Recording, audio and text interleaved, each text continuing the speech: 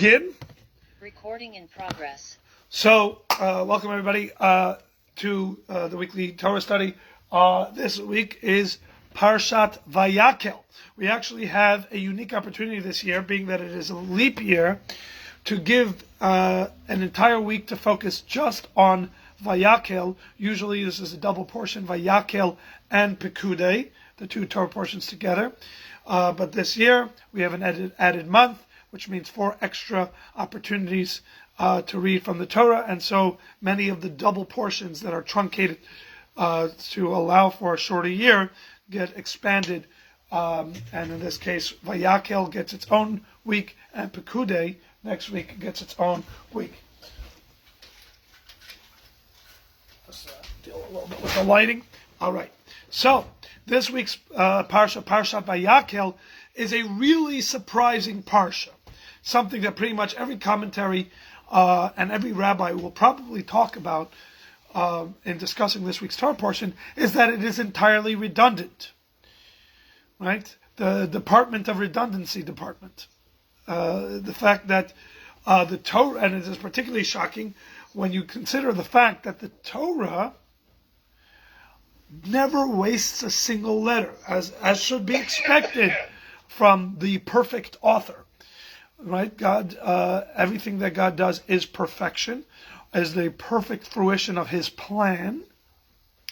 That doesn't mean that everything that God does is perfect, because sometimes He wants imperfection. But that imperfection is the perfect fruition of His plan for imperfection. And we'll talk about that actually as well in today's lesson. But the Torah is perfect.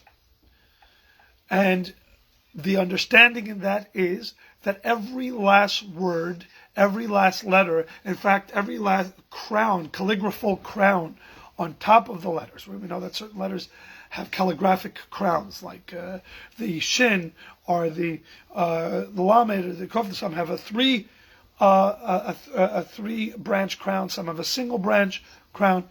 But Rabbi Akiva was able to learn entire lessons out of the crowns on top of letters, not just letters, but the crowns, the individual crowns on top of individual letters. Everything in Torah has a purpose and has a meaning. Even with letters that are left out. Yes, exactly. And there are sometimes where there are extra letters added or certain letters missing, and all this can be studied, and multiple layers of study on each one of these points. But in general, the Torah does not waste a single extra word. And yet here it appears to be that not only does the Torah waste an extra letter, an extra word, an extra chapter, the Torah seems to be redundant in an entire Torah portion. In fact, not one, but 2. This week's Torah portion and next week's Torah portion are basically repeats of what was said in Parshat Teruma and then in Parshat Tetzaveh. Parshat Teruma and Tetzaveh were the commands from God to build the tabernacle, to build the Mishkan, and all the vessels. And we went into incredible detail, excruciating detail, some might say, about exactly how to build each of the vessels of the temple. It seemed to be already that just the amount of ink that we spilled in Parshat Teruma and Parshat Tetzaveh was above and beyond what was necessary. For multiple reasons. Number one, because really every detail of every last vessel and every last garment of the temple so important? Do we need to know that when you call it the copper altar should be acacia wood coated in copper, it should go up X amount of feet before you then add this kind of filigree around it, and then go up another X feet, and then the corner. Just tell us you need to build the copper altar. Just report on the fact that there was a command to build the copper altar, and they built it. Even if God was particular about how it should be built, and all the details, which itself is fascinating. And we talked about that. Why should God really care exactly how we build the exact specifications of all the vessels? Again, it could be important to God what type of vessels exist, but exactly how to build them, their shape, their size, their color, their material, is that really important? Again, the ludicrousness of this would be, if you could just think about if somebody was taking you through a temple of Zeus, and they were saying, yeah, Zeus came down and he picked the tiles. And Zeus is a lot more relative to our existence than the infinite King of Kings, creator of all. And yet God is picking tapestries, right? God's picking window treatments and the furniture. That itself is fascinating. The fact that the Torah has to report on all of it is fascinating. Feels the need to report on it is fascinating, because even when it comes to mitzvot that are incredibly important and very fundamental to Judaism, which is the goal of Torah, to teach us what to do and how to do it. When it comes to Shabbat, for example, which is the largest tractate in Shulchan Aruch because of the myriad of details that is necessary to know in order to observe a proper Shabbat, the Torah wastes very little ink on discussing Shabbat. Very little. In comparison to the amount of details. And the Torah relies on the elucidation of the scholars that would come later to fill in the details. And that is something that is relevant to every Jew at all times and everywhere. And that gets all together, if you collected all the verses about Shabbat together, you probably have one aliyah worth. One aliyah. Here, you have two complete Torah portions to tell us about every last detail of a Mishkan that is entirely irrelevant today because we don't have the Mishkan. Nobody has actually engaged with the table of the showbread in 2,500 years. And God knows this to be the case. God knows that without a temple, the discussion about the table of the showbread is not going to really be something that affects our day-to-day practice of Judaism. So I would make an argument, I would submit to you that obviously Shabbos is a far more important and necessary and detailed conversation to have in the Torah than exactly how to build the table of the showbread. But yeah, that's not the case. So not only does the Torah devote two complete Torah portions to giving us every last excruciating detail of exactly how the furniture and tapestries and garments of the tabernacle should be something that is really irrelevant in today's day and age. But then, the Torah does not suffice with reporting on the command and every detail of the command. The Torah then feels the need, a full parsha later, to then reiterate all those details in reporting on the execution of the commands. So one complete Torah portion, or two complete Torah portions devoted to the commands and the details of everything related to the tabernacle, and then two other complete Torah portions reporting on the execution of this. This, by the way, is not the nature of the Torah. In general, when the Torah sits there and gives the details of a command, and then would like to report on the fact that the Jewish people did and fulfilled the command, it does exactly what I just did. It gives every last detail of the command, let's say uses a paragraph or two paragraphs to give us the details of the command, and then signs off with one line at the end that says, and the Jewish people did, Vayasu b'nei Israel kechol asher tzivah Hashem et Moshe, and the Jewish people did all that God commanded Moshe. One line, boom, you summed up that entire idea that the Jewish people executed on all the details of God's command. And that could have been at the end of Parshat Teruma, or at the end of Parshat Tetzaveh, or even at the end of both. We could have devoted a verse, one verse, at the end of Parshat Teruma that says, Vayasu b'nei Israel, and the Jewish people did everything that God commanded. And the end of Parshat Tetzaveh, and talking about the vestments, the garments of the Kohen Gadol, the Kohanim, and God, and the Jewish people did as what God commanded. No, not good enough about this particular thing. Rather, all the details we're going to read, and the Jewish people build an ark, and they built the ark 2 amos wide and 2 amos by 2.5 amos long, and by 3 amos high, and it had the cherubs, and the cherubs had their wings spread out above, and it was a gold box within a wooden box within a gold box. And then the shulchan. Let me tell you about the shulchan that they built. The shulchan that they built was exactly as I told you before, but let me say it all over again. It was 2 columns with 6 on each side. And it had the little cups, and then the panels, and on it they brought the bread. And then let me tell you about the mizbeach. Let me tell you about the altar. You know what altar they built? The altar exactly as I told you. And I already told it to you, but let me tell it to you again so that you know what they built. They built an altar with a ramp coming down. All this is incredibly redundant. Why? Why is all this necessary? 2 complete Torah portions devoted to reiterating every excruciating detail of what we just finished saying. Right? In fact, I can almost go through an exercise in repeating everything I just repeated right now to you and say, let me make sure you understood what I just said. And start again from the beginning, and halfway through you'd be pulling your hair out. You say, Rabbi, you just said this. And that would give you a little bit of a sense of what we're about to do. In this week's Torah portion, we're about to repeat literally almost verbatim everything we already said.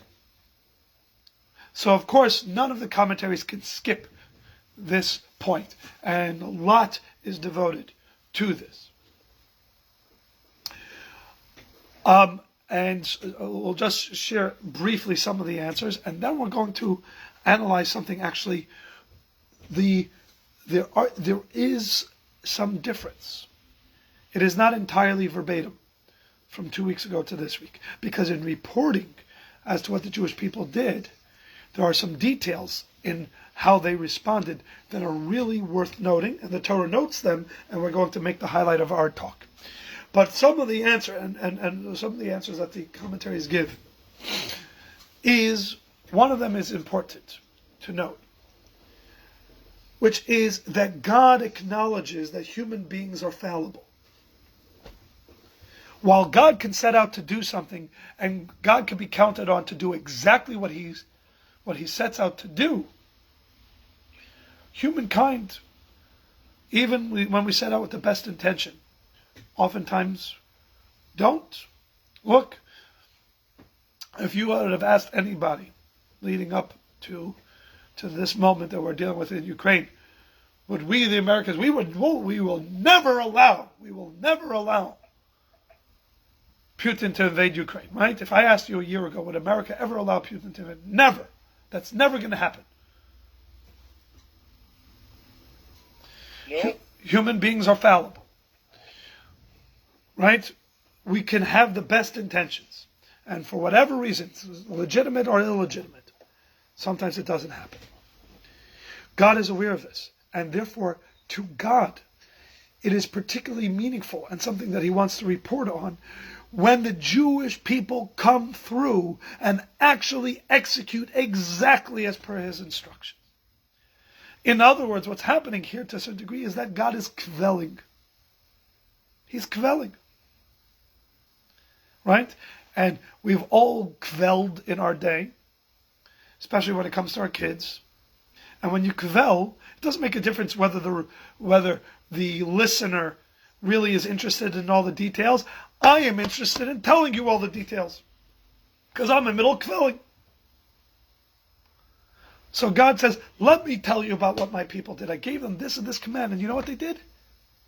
They did it to perfection. They put this in its right place, and they made this out of gold, and they made it exactly 2.5 by 2.5, and they added the cherubs, and the wings were. And then let me tell you about the shulchan that my children built for me, as per my instructions, exactly as I asked. They came through, etc., etc. So that to a certain degree, what you are seeing here is God exercising His right to kvel, to say that it's not always guaranteed that we, fallible human beings, would be able to execute entirely on what God said. But we did it. And God is taking a moment to bask and to report on it, to share it, to show us. And this is a significant point. If God would just say, and yeah, the people did as I said, then the value to a certain degree that God would be investing into this, into our efforts, could be mistaken as minimal.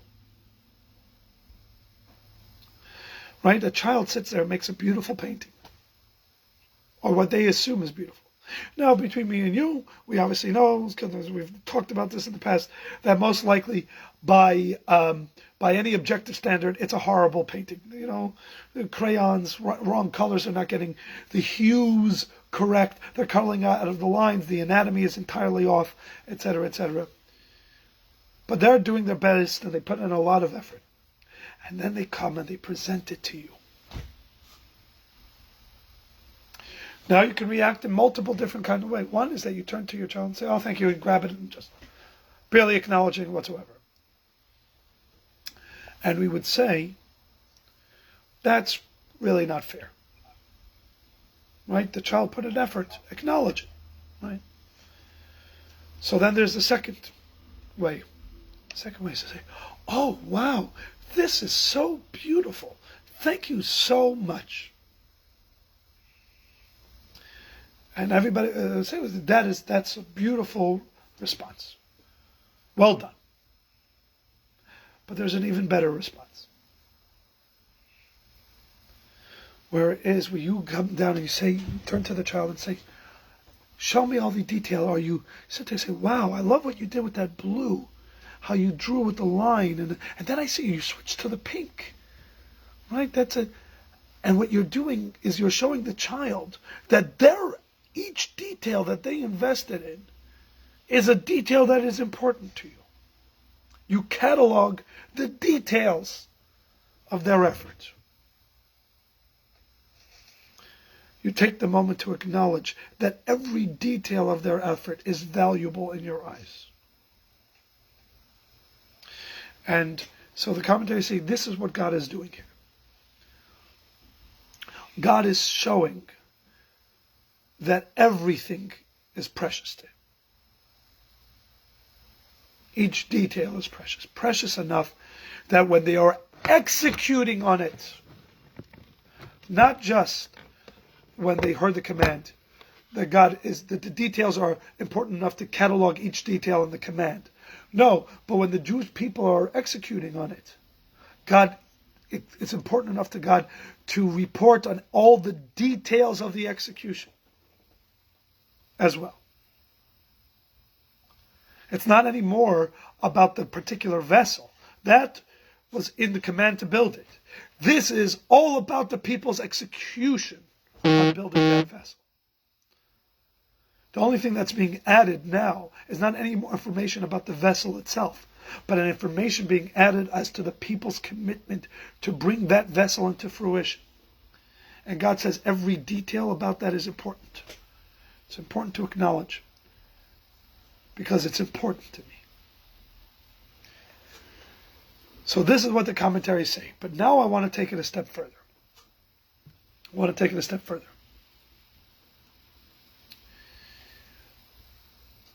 You're going to ask me, why is it important to report on the details? And I'm going to tell you the question is a wrong question. Of course it's important to report on the details. It would only not be important if the details were arbitrary. If it would be just God gave some sort of command, off the top of his head, he said, let me give you some busy work, do a little bit of this. And then the people did it. So really the report would be that the Jewish people did what God asked. And that was important and beautiful and wonderful. And what we answered, what we have given as the answer, is really kind of in that vein. That what God is finding precious is the fact that the people were devoted enough to what He had asked them to do, that they came through and they did it. And that is beautiful to God, the obedience, the commitment, the loyalty of the people.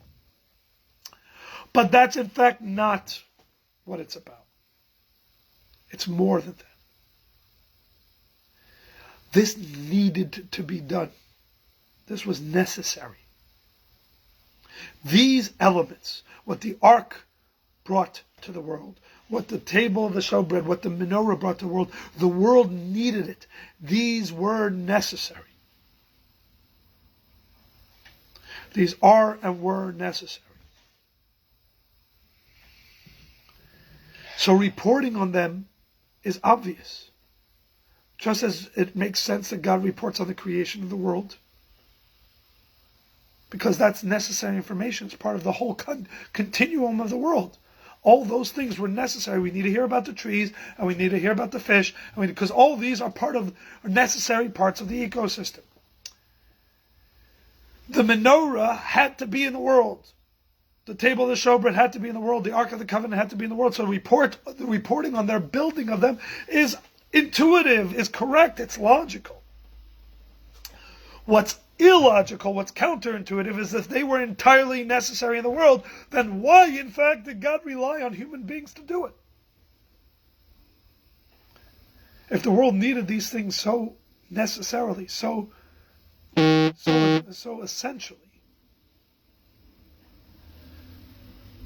then this should have been something that God did. God should have made these and put them into the world. Why did He trust us? We're nowhere near reliable, all things considered. And this is a very important, powerful message. This is an incredibly important and powerful message of this week's parsha. This speaks to that unique partnership between God and His people. These pieces of furniture are referred to in the Torah, and we refer to them both in English and in common vernacular, as vessels. Vessels. Kelim. Kelim. There is an implication in the term vessel. There's a connotation. What is the connotation when you say the word vessel? That it is a container, and something gets put into it. And that container is necessary and important. Without that container, that which needs to be contained cannot be. And we've heard the term throughout kind of common Jewish expression that we are partners with God in creation. But let's start to flesh this idea out. And this will help us understand why so much focus on the tabernacle. Because the tabernacle was the perfect capsule of this partnership. Was the perfect snapshot, the perfect paradigm of this incredible partnership. Necessary partnership between God and humankind.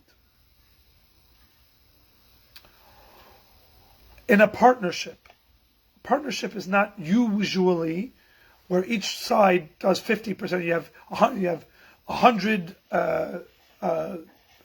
let's say, files to get done, and the partnership is that one guy does 50 and the other guy does 50. Right? 50-50 split. No. Usually a partnership is that each side, each partner tackles something that they are uniquely in the position to do. Right? This one focuses on the accounts, and this one focuses on the factory floor. Right? This one on the human resource, and this one on the employees, and this one on the marketing, or whatever it is. Each one plays a specific and particular role. The same is with our partnership with God. When God built the world, sure, of course, God could have done everything, as He demonstrated in the 6 days of creation. 6 days of creation, God did that completely on his own. Didn't need anybody's help, got it all done in 6 days. Brought all of existence from nothingness, from absolute nihilo, into a full-blown world with everything in it. God is omnipotent. Nothing is beyond his scope of ability. God could do it all. But God chose that should not be the modus operandi in the world. Where God says, I'm going to do it all, you spectate, and I want a nice applause after I do an amazing job. Rather, God says, as he said about the first man, Vayakhel began Eden. God placed him in Gan Eden, la'avda u'lashamra, to cultivate it and to guard it. God says to mankind, to humankind, you are my partners in this. And what is the partnership? The partnership is that God is the blessing. God provides the blessing, and we provide the vessel. God provides the blessing, and we provide the vessel. And let's really unpack that. If you have a proper understanding, a firm understanding, and if this is absolutely clear to you, front and center in your understanding of existence, then A, everything falls into place. B, there's an incredible sense of serenity. B, C, it's the antidote for arrogance and haughtiness. This little formula. And D, it keeps your life full of meaning and purpose. Why? Because A, you understand that no matter how much effort you put in, all the bounty, all the goodness is entirely from God. All the blessing in your life is from God. All of it. 100% of the blessing is from God. None of it is self-made. None of the blessing is self-made. So therefore, it doesn't make a difference how rich you are, how beautiful you are, how brilliant you are, how well-versed you are, no matter what. There's no reason for haughtiness. Because if you recognize the incredible prosperity in your life, the large amount of zeros in your bank account, the square footage of your house, the sheer number of people that respect you, the amount of positive change you brought into the world, all this, when you're looking and you're recognizing it, and you're not exaggerating, you're actually being down to earth and having a precise accounting of the prosperity in your life. There's no reason for arrogance, haughtiness, look how well I did. Rather, a sense of humbleness and gratitude. Thank you, God, for all this blessing. Having said that, you are a vital partner in this whole arrangement. While you are not the source of any of the blessing, 0% of the blessing, you, on the other hand, are the source of all the vessels of said blessing.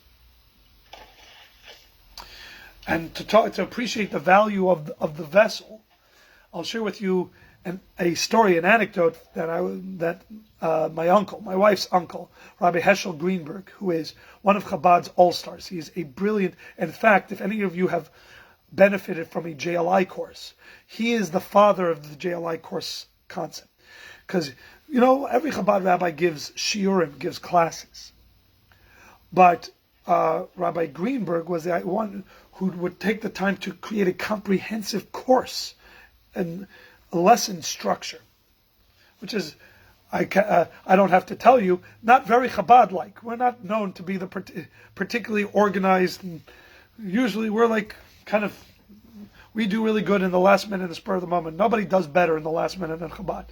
But in the planning and then the comprehensive, creating a textbook, and that's not really our particular forte. But Rabbi Greenberg, Rabbi Herschel Greenberg, was the one who really pioneered this in the Chabad movement, and the ones who started JLI learned this from him. And so Chabad Shliach in Buffalo, New York, and it really is. He lectures all over the country, all over the world.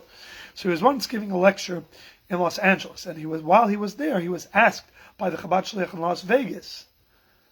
It says that we heard you're in the general area. Would you be willing to come and give a lecture in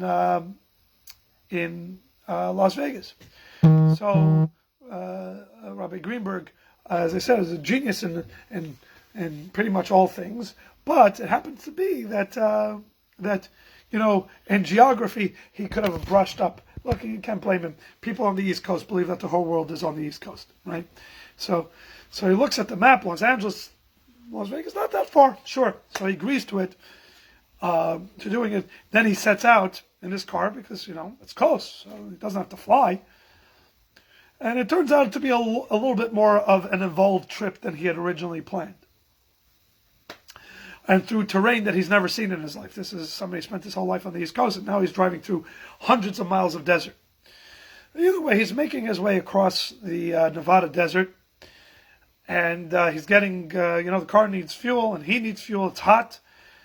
So he stops at a rest area, and as the car's filling up, he goes inside, pulls a 20-ounce bottle of water from the refrigerator in the rest area, and he says, "How much is this?"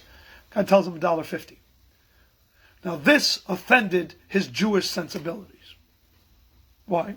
Not because $1.50 is too expensive, but because on his way in he had saw a machine there in the thing that said water, drinking water, a gallon for 50 cents. So now, as a good Jew, how dare you pay $1.50 for 20 ounces of water when you can pay 50 cents for a full gallon of water? So he triumphantly goes outside, pulls out his 50 cents, puts it to the machine, and the machine gives a full gallon of water.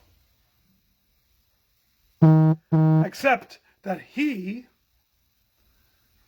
has nothing that he can do about this situation other than tilt his head back in the middle of the Nevada desert and just start laughing. Because as the water is gushing out of the spigot onto the floor, he's learned a very important life lesson. He says, while he didn't get 50 cents of water, he says, for 50 cents he learned a very important life lesson. So he says, he made good in that deal. He came out ahead, because 50 cents life lesson is a bargain. He says, what was missing? There was the gallon of pristine, pure, delicious, drinkable water out in the desert. A miracle for 50 cents. And he could benefit from that incredible blessing. Not at all. Why? Because he was missing the vessel. The container. He was missing the vessel. To a certain degree, Parashat Teruma and Tetzaveh, which is God's command about building all these vital elements, that is about the blessing. That's God's part. God's command, God's wisdom, saying that the world needs these things. But that's only half. There's a necessary second half. Blessing is not enough. If you have not created the vessel for that blessing,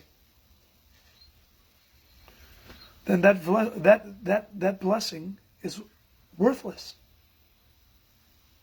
And this is the incredible vital role that God has allowed for human beings to play in this world.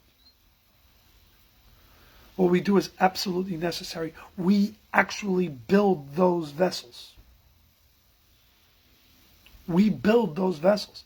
The Torah, of course, needs to report on it. This part of the discussion is as vital and as important as the first part of the discussion about the original command. What we do in this world is just as vital as what God does in this world. Not because we're as important as God, but because God decided that that's the way it should be. God decided that that's the way it should be, that we should be bringing something into the world that without it, all of God's blessings would have nowhere to go.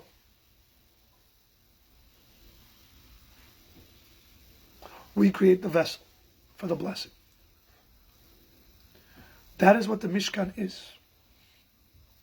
The Mishkan contained God.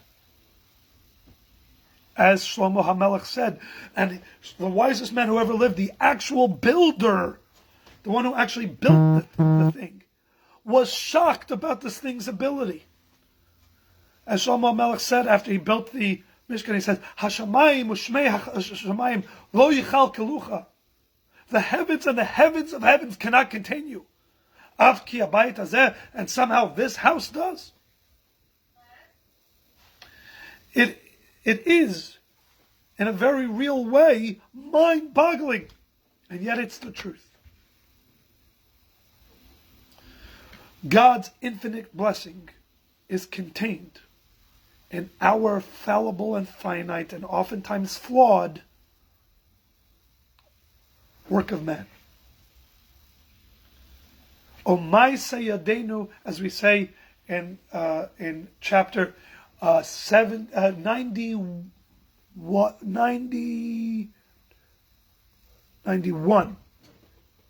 or 91 of Psalms. O ma'aseh yadenu konana aleinu, ma'aseh yadenu konaneu. That the work of our hands acquire for us, the work of our hands acquire Him. Contain Him. In the work of our hands, God is founded. Because while we provide 0% of the blessing, all blessing originates with God. We do provide the necessary and vital vessel to the blessing. And that is crucial. Now, how did the Jewish people respond to this vital necessity? How did we arise to the occasion? God says these things need to exist. Sure, I can do it, but that's not the way I'm going to run this world. I'm going to rely on you. I'm going to pass the baton on to you. I'm going to clarify that the world must have these things. And then I'm not going to make them. I'm not going to do them. I'm not going to bring them about. Rather, I am going to give you the directive and then sit back and wait and watch and rely on you. And as the Mishkan was that incredibly perfect manifestation of this partnership, it was God's house built by man. In this enterprise, this enterprise that is the perfect reflection of all of our partnership with God, all of our divine service. Not just our divine service as time spent in the synagogue, our divine service in going out and doing an honest day's work and then giving part of that to charity, etc. All that is part of divine service. All of that is us creating the vessel for God's blessing. The 6 days a week that we work, all of that, all aspects of the 6 days is part of that effort to create God's blessing. So how did the Jewish people respond to this directive from God? Did we do adequate? Did we do mediocre? Did we do adequate? Did we do good? Or did we do above and beyond? And this parsha goes out of its way to say that when the directive came from Moshe to the Jewish people, start collecting materials. The gold, the silver, the copper. Now, you have to remember as far as the Jewish people in the desert were concerned, these are irreplaceable assets, right? They're nomads in the desert. The gold that they have is not gold that they're earning and finding or mining for. They're not tapping into an ever-reproducing vein of gold. They have a limited, they have a lot of it, but it's limited. Whatever they expend, they're not getting back. They're not earning back. Right? This is them dipping into their 401k. God says, I need a lot of gold. I need a lot of silver. I need a lot of copper. Not because it's precious to me, but it's precious to you. This would be the stuff that would be hardest for you to part from. Right? I'm not asking you for your black jelly beans. I'm asking you for the kinds that you like, the red ones or the green ones. Right? By the way, if any of you like black jelly beans, I'm sorry if I offended you on the... Or the banana flavored Laffy Taffy. Whatever. I'm not asking you for the stuff that you're looking to get rid of anyway. I'm looking for your best. And you only have a limited amount. And I'm asking for a lot of it. A lot of gold. A lot of silver. A lot of copper. How do the Jewish people respond? They don't respond adequately. They don't even respond well. They respond above and beyond. Above and beyond, literally the definition of above and beyond. Because what happens is, when the word goes out and they're making a collection for the Mishkan, Bezalel has to come running to Moshe and to tell Moshe, Moshe, you have to get the word out. The people are giving too much. And this is exactly what it says here in this parsha. It says in the parsha that Bezalel comes running to Moshe. I'll read for you the verses. Vayikhel, so it says, Vayikra Moshe al Bezalel. So Moshe spreads the word that we need all these things. Right? Vayikru milifnei Moshe, and they came and they took the all the collections, right, all from before Moshe, at Kol HaTrumah, all the donations of Sheraviu Bnei Israel and Melechas Avodas HaKodesh that the Jewish people were giving for the in order to do this holy work. The Hemeviu Elav Od, and the people were bringing more and more Nedava Baboka every single morning. They were not only giving of their resources, they were giving of themselves. All the wise people, the artisans, and each one of these people come reporting back. And they come to Moshe, each sector, the ones who need the gold, the ones who need the silver, the ones who need copper, the ones who need the skins, the ones, every last one of them comes back to Moshe. And they say as follows, Marbim ha'am lahavi. The people are giving more midei ha'avodah lamlacha than is necessary to do the work. Asher tziva Hashem.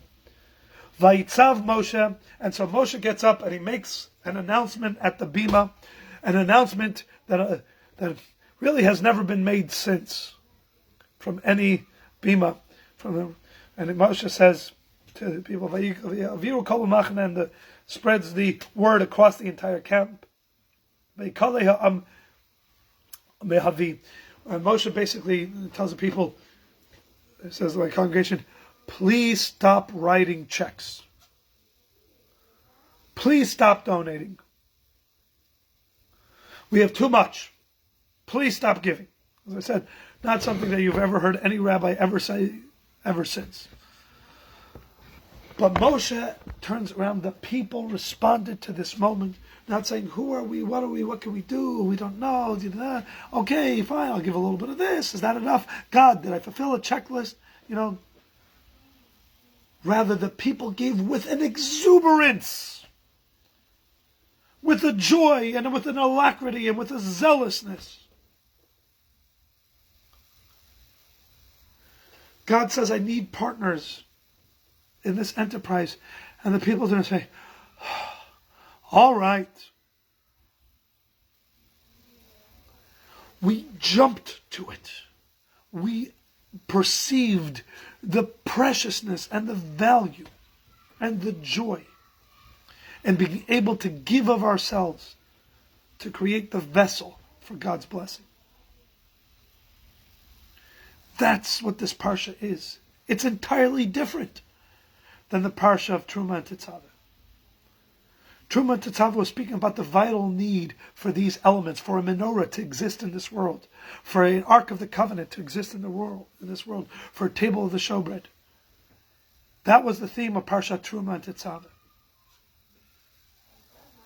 The theme of Parshat Vayakhel and Pekudei is the people turning to God and saying, God, we will get this done. We accept the responsibility and the joy and the merit to be your partners. And we will not only hold up our end of the bargain, we will go above and beyond. And God says, let me tell you about this. Let me share every last beautiful detail of how the people rose to the occasion and went above and beyond in the vital work that I entrusted within them. They made good on my trust. And how. That is the beautiful message of this week's Torah portion.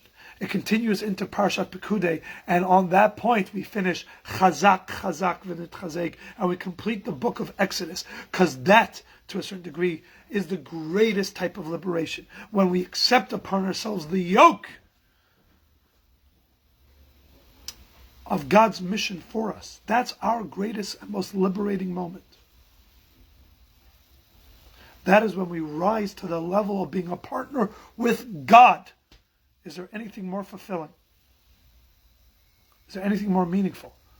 You can either walk around this world lost and confused as to what exactly you're supposed to be doing here, living by accident,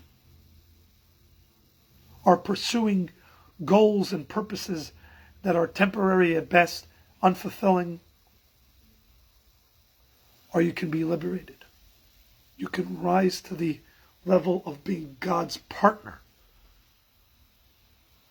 in all of creation, and to do it and to excel at it, to give of yourself joyfully to this transcendental, this vital, this edifying enterprise. And while we might not be building the physical Mishkan, we continue to build God's domain in this world with every mitzvah we do. And so when we have an opportunity to do a mitzvah, this parsha teaches us, don't do it adequately. Don't do it well. Don't check it off on the checklist. With a sense of joy and a sense of zealousness, with a sense of absolute commitment. Go above and beyond. Because there is nothing more valuable that you can do in this world. All right, everybody?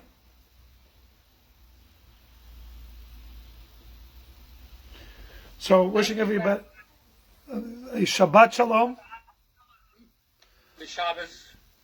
Thank you, Rabbi. Shabbat Shalom. Shabbat Shalom. Everybody have a wonderful, wonderful week.